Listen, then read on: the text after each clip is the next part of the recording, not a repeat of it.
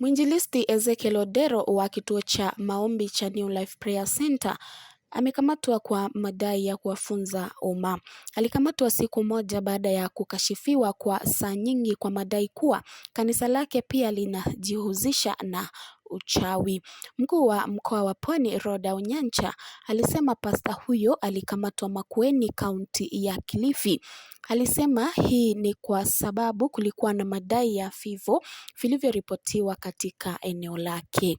Pia aliamuru kufungwa kwa kituo cha maombi cha New Life Prayer Center.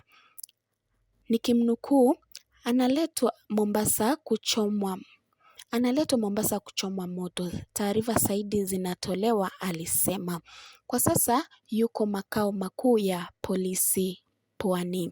Kasisi huyo alikanusha madai ya uchawi katika kanisa lake mbele ya makachero na Kilifi siku ya Jumatano. Polisi wanaofahamu matukio hayo walisema hatua ya kumuita Jumatano ilichochewa na ufukuaji unaoendelea wa miili kutoka shambani katika msitu wa Shakahola. Shamba hilo linahusishwa na mchungaji Paul Mackenzie wa Good News International Church. Kufikia sasa takriban miili 95 imepatikana kutoka kwenye makaburi katika msitu huo, maafisa wa polisi wasema.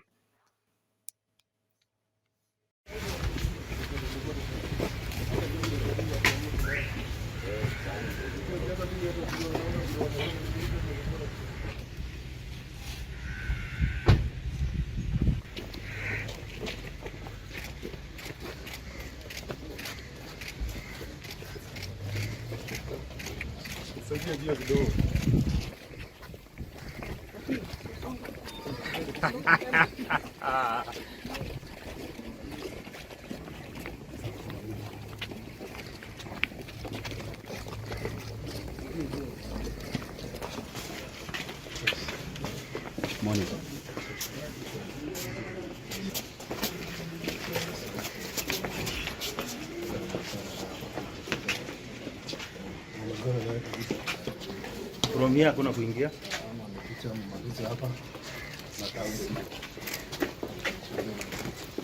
Pastor, how are you?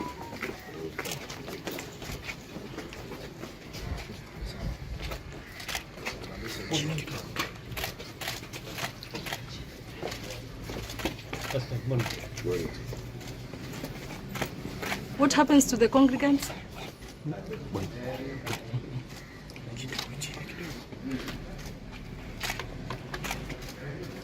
Baby. Bye. Amen.